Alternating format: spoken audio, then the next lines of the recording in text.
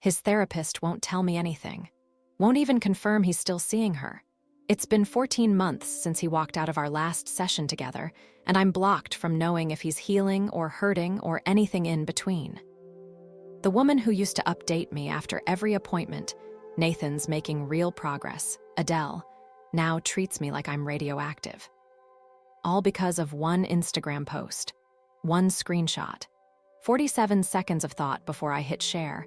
The notification that ended everything came at 4:23 p.m. on a Wednesday. Nathan's text, "We're done with therapy. With this, don't contact me." 3 sentences. After 2 years of couples counseling, after 8 years together, I got 3 sentences. I'd posted our therapy homework that morning. The assignment where we were supposed to write down our partner's core wound, that deep, vulnerable thing they're most afraid of. Nathan's was typed on his phone's notes app, screenshot clear as day. "I'm afraid I'm not enough as I am, that I'll always need fixing, that loving me is exhausting work, not a choice." My caption, "When your couple's therapist gives homework that reads like a Tumblr post, therapy life relationship goals too real," 234 likes before he saw it. Iris commented, "OMG stop," with 3 laughing emojis. My sister wrote, "This is why I don't do therapy." 17 people I went to college with hearted it. I thought I was being relatable, vulnerable, showing that even people in therapy have a sense of humor about it. I didn't see what I'd actually done, not until I saw his face. Let me tell you about Nathan before I destroyed him, before I turned his deepest fear into content. He was the kind of man who'd drive 40 minutes out of his way because I mentioned craving a specific bakery's croissants. Who kept a note in his phone of random things I said I wanted. Books, movies, that weird seaweed snack I tried once at Whole Foods. He'd surprise me with them weeks later, casual as anything. "Oh, I was nearby." He was never nearby. He went out of his way, always. Every morning for 8 years, coffee on my nightstand. 2 sugars, oat milk, still hot when I woke up. He'd been up for an hour making breakfast, but he'd time it perfectly so my coffee was ready exactly when my alarm went off. In arguments, he'd stop mid-sentence if I started crying. "Just stop, sit down, wait until I could breathe." Then he'd say, "I'm not going anywhere, take your time." I'm listening. His mom called me her daughter before we were even engaged, sent me recipes with notes like, "Nathan says you've been stressed. This soup always helps him feel better." For my birthday, she'd bake the chocolate cake her grandmother taught her because I'd mentioned once 3 years prior, that I missed my grandmother's baking. His friends folded me into their group like I'd always been there. Game nights at Mike's house, weekend trips to the mountains, inside jokes I was included in from day one. Mike's girlfriend Sarah would text me separately, "Thank you for making him so happy. We've never seen him like this." But there was this thing he did. This tiny thing I started noticing around year 5. When I'd talk about his job, he was a social worker for at-risk youth, worked at a community center in a rough neighborhood. I'd sometimes add context for other people. My friends, my family. "It's not like a big corporate job, but he loves it." Or, "He's not in it for the money, obviously." Or, "It's very noble, I guess, just not very practical." He'd get quiet after, not angry, just quiet. When I'd mention my own career, marketing director for a tech startup, good salary, climbing fast, I'd catch him looking at his hands, like he was studying them, learning their shape. At my company holiday party in year 6, my boss asked what Nathan did. I laughed, actually laughed, and said, "He's basically a professional feelings haver, talks to troubled kids all day. I handle the actual business side of our finances." Nathan's hand went still on my back, just froze there. Later that night, he asked, "Do you think what I do matters?" "Of course," I said. "It's just different than what I do." Not everyone can handle the corporate pressure. The implication hung there, that his job was what you did if you couldn't handle mine. He nodded slowly, didn't bring it up again, but he started keeping things from me. Small things. A commendation from his supervisor, a grant he'd written that got approved, $50,000 for his program. A kid he'd worked with for 3 years who got accepted to college on a full scholarship. I'd hear about these things from his mom, from Mike, never from him. "Why didn't you tell me?" I asked once, after his mother congratulated him at Sunday dinner for some award. "I did tell you," he said quietly. "You said that's nice and went back to your phone." I don't remember that. But I believe him. We started couples therapy in month 73 of our relationship. April. Cherry blossoms in bloom outside the therapist's office, this pretty brownstone in a neighborhood we couldn't afford. I thought we were going for him, to work through his insecurity issues, his difficulty accepting success. The way he'd minimize his own achievements, deflect compliments, change the subject when people praised him. Dr. Morrison asked in the first session, "Nathan, what brings you here?" "I don't feel seen in this relationship," he said. "I feel like I'm constantly being measured against something I'll never be, and I'm tired of trying to pass a test with no right answers." I laughed, not a mean laugh, a surprised laugh. "What are you talking about? I'm literally your biggest supporter." Dr. Morrison turned to me. "Adele, can you tell me what Nathan's biggest accomplishment this year has been?" I opened my mouth, closed it. "He's been working really hard at the center." "With the kids? Can you be more specific?" I couldn't. Nathan said, so softly, "I told you about the grant 2 months ago, at dinner. I'd been working on it for a year. You said that's great, babe, and then told me about your promotion." "I did congratulate you." "You did," he agreed, for 6 seconds. "Then we spent an hour talking about your new salary and your corner office and how proud you were of yourself." Dr. Morrison made a note. "Adele, did you post about your promotion on social media?" "Well, yeah, it's a big deal. I'd been working toward it for. Did you post about Nathan's grant?" Silence. The clock ticked. The sound was unbearable. "It's not the same thing," I said finally. "My promotion affects our finances. His grant is for work. It's not about us." Nathan's face did something I'd never seen before, crumpled, then went smooth, like he was erasing an expression before it fully formed. "Let's talk about what us means to both of you," Dr. Morrison said.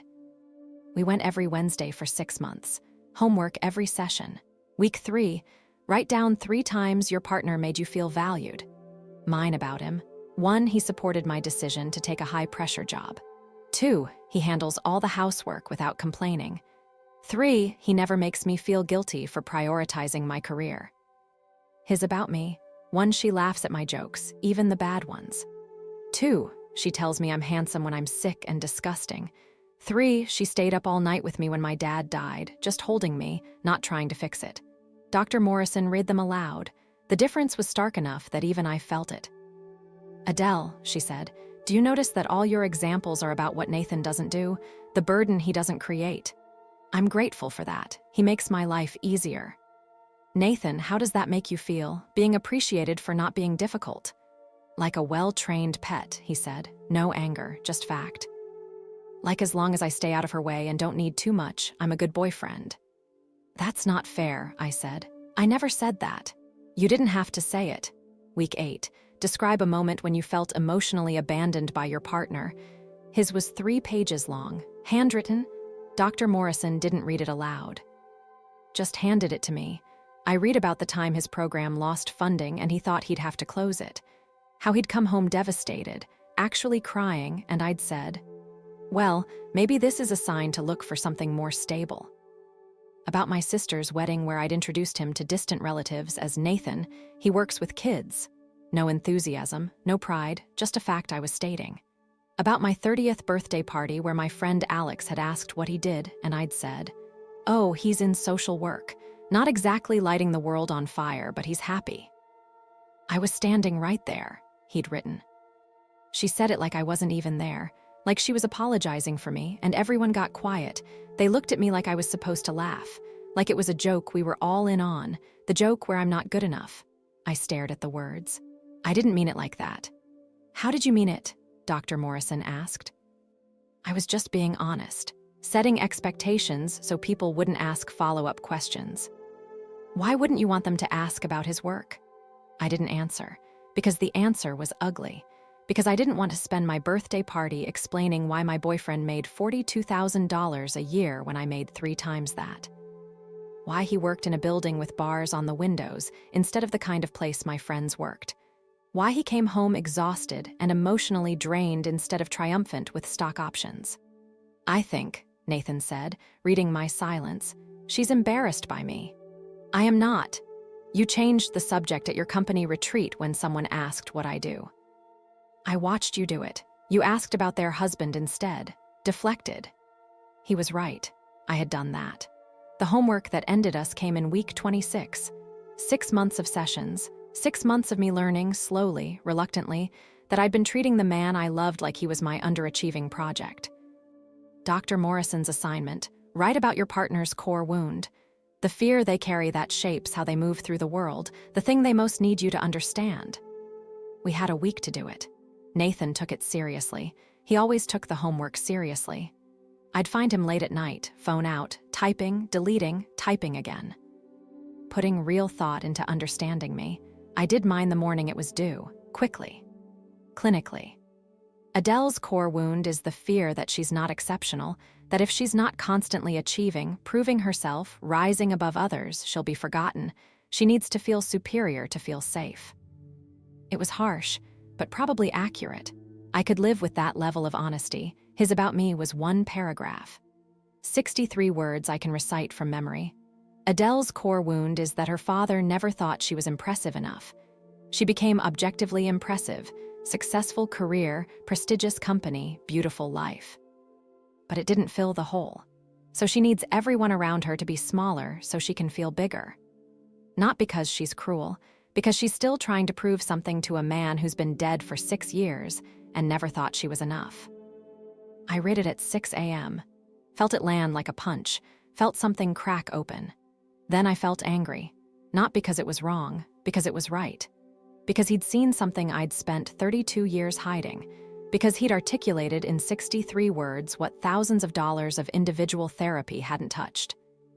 And my first instinct, the instinct I followed, was to make it smaller, make it funny, make it less powerful. I screenshot his entry, not mine, just his. The one about him being afraid he's not enough as he is. The one that made him sound weak. Afraid, less than, posted it to Instagram. My 891 followers. Friends from college, coworkers, family, people I hadn't spoken to in years. Everyone who followed me to watch my carefully curated life. Added the caption about therapy homework reading like Tumblr. Added the hashtags. Added the tone that said, "Can you believe we're doing this? Isn't this ridiculous?" Hit share at 8:43 a.m. We had therapy at 5 p.m. that day. The likes rolled in all morning. Comments piled up. People I barely knew weighing in on my relationship's homework assignment. Making jokes, asking if this was real, saying therapy was becoming a meme. My phone buzzed at 4:23 p.m. Nathan's text. 7 words that ended 8 years. "We're done. Don't contact me again." I called. Straight to voicemail, I texted. "What? Why? What happened?" No response. I called again. Voicemail. I checked Instagram. He'd been tagged in my post by his friend Mike, who'd commented, "Dude, did you see this?" Nathan had seen it. At 2:17 p.m., according to the timestamp on Mike's comment. 2 hours before therapy. 2 hours to sit with the fact that I'd taken his most vulnerable confession and turned it into content, into a joke, into something for strangers to react to with laughing emojis. I showed up to therapy anyway. He wasn't there. Dr. Morrison was. Sitting in her chair, hands folded, face carefully neutral in the way therapists do when they're professionally furious. "Nathan called to cancel," she said. "He's withdrawing from couples counseling. Because of the post, I'll delete it. It was stupid. I wasn't thinking." "Adele." Her voice was sharp. Sharper than I'd ever heard it. "What you did was a profound betrayal of trust. In 6 months of therapy, Nathan has shared things with you he's never told anyone. Fears he's carried since childhood. Wounds from his family, his past relationships, his deepest insecurities. And you weaponized them, for likes. I didn't mean to weaponize. Intent doesn't matter here. Impact does. You took his emotional vulnerability, the thing he was most afraid to show you, and you made it public. You performed his pain, and in doing so, you confirmed his deepest fear. That he's not enough as he is, that his feelings are embarrassing, that loving him is something to joke about." My hands went cold. "I need to talk to him. Explain." "He's asked that you don't contact him. I'm ethically obligated to tell you that. He's also asked that I don't share any information about whether he continues therapy individually, which is his right." "Is he continuing?" "I can't tell you that." "Is he okay?" "I can't tell you that either." I sat in that office for 45 minutes, our session slot.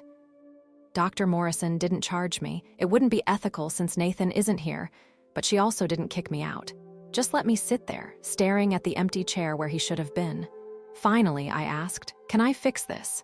She looked at me for a long time. "Adele, I've been doing this for 19 years.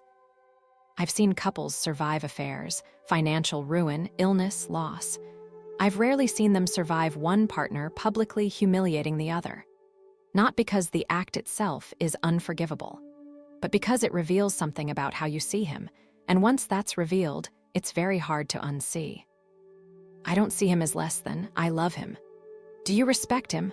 I opened my mouth. Nothing came out. She nodded, like I'd confirmed something. "That's what I thought." I deleted the post at 6 p.m., all 234 likes gone, all 17 comments erased, like it never happened. But screenshots live forever. Iris had already saved it and sent it to our group chat. "This is iconic. I'm crying." 3 other people had reposted it to their stories. Nathan's sister had screenshot it and sent it to their family group chat with one word, "Really." By the time I deleted it, it had spread beyond my control. Beyond deletion, Nathan's vulnerability was out there, circulating, being judged by people who'd never met him. I texted him many times that first week. Long paragraphs, apologies. Explanations, promises, all delivered, all read, all unanswered. Day 8, one text back. "Please stop contacting me." I didn't stop. Day 12, another text. "Adele, I mean it, we're done. I need you to respect that." I called his best friend. We'd been friends too. For 6 years, he answered, heard my voice, said 3 words, "I can't, Adele," hung up. I showed up at Mike and Sarah's house. Knocked. Sarah answered, saw me. Her face did something complicated, pity and anger fighting for dominance. "He asked us not to talk to you," she said, gentle but firm. "We have to respect that." "Sarah, please, I just need to know if he's okay." "He's better than okay." She said it like a warning. "He's actually doing really well. Can you just tell him I'm sorry?" "He knows you're sorry. Sorry isn't the point. The point is you can't undo it." She started to close the door, then stopped. "You know what he said. When Mike asked if he wanted to talk about it, he said she showed me exactly who I am to her. Finally. I should thank her for the clarity." The door closed. Locked. I stood there on their porch, the porch where we'd sat dozens of times, drinking wine, laughing, and understood I'd lost them too. Nathan's mom stopped answering my calls after day 15. No explanation. Just silence where there used to be warmth. I sent her flowers. She sent them back. I sent a letter. It came back unopened, returned to sender written in handwriting I didn't recognize. Not hers. His sister's, maybe, someone protecting her from me. 8 years. I'd spent 8 Christmases with his family, 8 Thanksgivings, 8 birthday celebrations. His niece called me Aunt Adele. His father, before he died, told Nathan I was the one, don't screw it up. Nathan hadn't screwed it up. Gone, all of them. Because I couldn't let him be vulnerable without turning it into performance. My own friends started pulling back. Iris, who'd laughed, who'd called it iconic, went quiet after a week, stopped responding to group chats, finally texted, "I think I need some space. What you did to Nathan was really fucked up, and I don't think I can be around someone who'd do that." "You laughed at the post," I wrote back. "You said it was funny." "I know, that makes me complicit, and I feel sick about it, but I'm not the one who posted it." "That was you. That choice was yours." Even my enabler abandoned me once she saw the consequences. My sister called. "Mom saw your post before you deleted it. She asked me what you were thinking." "What did you say?" I said I didn't know, because I don't. "Adele, what the fuck? You posted his therapy homework? His private, vulnerable therapy homework." "I didn't think." "That's the problem. You didn't think. You saw something intimate and your first instinct was to make it public. That's sociopathic." "Don't say that. What else do you call it? The man wrote about his deepest fear and you used it for engagement, for likes from people you don't even talk to." She wasn't wrong. My coworkers found out. I don't know how. Someone's algorithm, probably. My boss called me into his office 3 weeks after. "I'm not going to comment on your personal life," he said, "but I am going to comment on judgment. and posting private therapy homework to social media shows a profound lack of it. It won't happen again. I'm sure it won't, but the promotion we discussed, the director position, we've decided to go another direction. Because of this, because you showed us how you handle sensitive information, and we can't have someone with that judgment representing the company at a higher level. I'm still employed, still doing my job. But the trajectory changed. The whispers in the kitchen, the way people look at my Instagram posts now, fewer likes, more distance. The sense that I'm being tolerated, not celebrated. 6 months after the post, I heard through someone who heard through someone else, Nathan got promoted, not just promoted. Named associate director of his community center. A newly created position. More responsibility, significant raise, leadership role he'd been passed over for repeatedly when we were together. I checked LinkedIn. There it was. His updated title. Photo of him at his desk, walls covered in drawings from kids in his program, award plaques I'd never seen because he stopped telling me about them. The post announcing his promotion had 189 likes. His supervisor wrote, "Nathan's compassion, dedication, and leadership have transformed our organization. So grateful to work alongside someone who leads with such heart." Heart. The thing I'd mocked him for having. The thing I'd implied made him weak. The comments were full of people I didn't know. Colleagues, parents of kids in his program, community members, all saying versions of the same thing, "You deserve this. So proud of you. Finally being recognized for your incredible work." I wasn't there to see it, wasn't included in his success. The success I'd always implied he'd never have. 8 months later, I saw a photo, someone's Instagram story, reposted from someone else. Chain of tags I followed like a detective. Nathan, at a restaurant, the same expensive one downtown we'd gone to for our anniversary, the one he'd saved for months to afford back when we were together. He wasn't alone. She was pretty, dark hair, genuine smile, the kind of face that looks like it laughs easily. Her hand was on the table. His hand was covering it. They were looking at each other like nothing else in the room existed. The caption, "When your favorite people find love," I clicked through the tags. Found her profile, public account, scrolled. She looked nice. The kind of nice that's real, not performed. 3 months after that first photo, they were at a wedding together, his arm around her waist, her head on his shoulder, the kind of casual intimacy that takes time to build, trust to earn. I counted photos in my head. The progression, introduction to his family, there they were at what looked like Sunday dinner, Emma laughing at something his mom said. Introduction to Mike and Sarah. Game night photo, Emma holding cards, Nathan's hand on her back. Integration into his life, company events, friend gatherings, normal couple things. Things we used to do, before I made him feel like those things were beneath me. 1 year and 2 months after he left therapy, engagement announcement. The photo was at sunset, beach setting. Her hand extended, ring catching the light, both of them crying, laughing. The caption, "I said yes to forever with my best friend." The ring was beautiful. Platinum band, solitaire diamond, elegant and classic. Better than the one he'd shown me once, years ago, the one I'd looked at and said, "It's nice, but maybe we should wait until we're more financially stable." Wait until you make more money. Wait until you're worth celebrating. He didn't wait for Emma, didn't hedge, didn't delay, just loved her and asked her and built a life. Sarah commented, "Finally, we've been waiting for this, so happy for you both." His mom commented, "My son found his person. Welcome to the family, Emma, we already love you." His sister, "The way you look at each other gives me hope for everything." Congratulations, brother. I wasn't invited to witness it, wasn't part of his happiness, wasn't even a memory he'd want to keep. I looked at my own Instagram, carefully curated photos of my life, brunches with acquaintances, work events, fitness classes. A life that looked full but felt empty. 34 likes on my last post, down from the hundreds I used to get. People had quietly unfollowed, or just stopped engaging, stopped caring about the performance. I'm still working, still successful by external metrics. Good salary, nice apartment, respected in my field. But the promotion conversations stopped, the trajectory flattened. My boss is cordial, professional, distant. My colleagues are friendly at the surface level. Nobody invites me to after-work drinks anymore.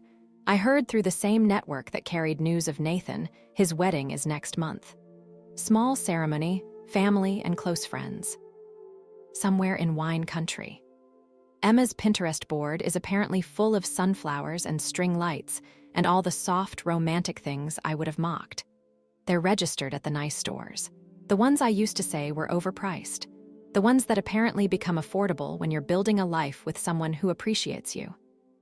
Emma works at a Title I school, makes probably $50,000 a year. Less than Nathan, way less than me. But I heard through the grapevine that loves to update me on his happiness, that he talks about her work with reverence. Introduces her as Emma, who shapes young minds for a living. Brags about her classroom, her impact, her dedication. The things he did, I mocked. The things she does, he celebrates. It's not the work. It never was. It was the respect. I check his LinkedIn sometimes. I shouldn't, but I do. Associate director became executive director, speaking engagements at conferences, featured in a local magazine article about community impact. Awards from the mayor's office. All the success I implied he'd never have. All the recognition I suggested he didn't deserve, and he did it without me. Better without me. Last month, I saw Dr. Morrison at a coffee shop. She saw me, nodded politely, kept walking. I almost asked if Nathan was okay, if he was still seeing her, if he ever talked about me. But I knew the answer. He's okay, better than okay. And no, he doesn't talk about me. I'm not part of his healing. I'm just what he healed from. I still have the screenshot. I never posted it publicly again, but I kept it. I look at it sometimes. I'm afraid I'm not enough as I am. That I'll always need fixing. That loving me is exhausting work, not a choice. I read it now and see what I didn't see then. A man being vulnerable. A man trusting me with his fear. A man hoping I'd prove him wrong. I proved him right instead. I showed him that, yes, loving him was work I didn't want to do. That he did need fixing, needed to be someone different, someone I could be proud of. That he wasn't enough as he was. I showed him all of it, and I did it publicly, so he couldn't even pretend to himself that I respected him privately. The worst part isn't that he left, it's that he's thriving.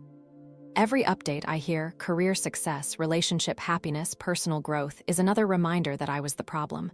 Not him, me. He didn't need to change, he needed to leave me, and he did, and he's better for it. I make coffee for 2 sometimes. Muscle memory. 2 sugars, oat milk, exactly the way he used to make mine. I pour the second cup down the sink, watch it go. Brown liquid swirling, disappearing, gone. Remind myself that's what I did. Took something good and poured it out, wasted it, because I couldn't see its value until it was gone. The coffee goes cold on the counter. I don't drink mine either. It tastes wrong without him asking how I slept, if I dreamed, what I'm thinking about. Without him being there to care about the answers. I start another day alone. Another day of the life I chose when I chose cruelty over kindness, when I chose content over connection, when I chose to make him small instead of making him feel loved. They say you don't know what you have until it's gone. I knew he was kind and patient and loyal and good. I knew he loved me more than I deserved. I just didn't think he'd ever leave. I thought his love was unconditional, infinite, available for me to take and never give back. I was wrong about that too. He found his limit, found his self-respect, found someone who sees his value, and I'm here. Successful, financially comfortable, professionally adequate. Alone, making coffee for 2 in an empty apartment, pouring out the second cup, starting another day of living with what I destroyed.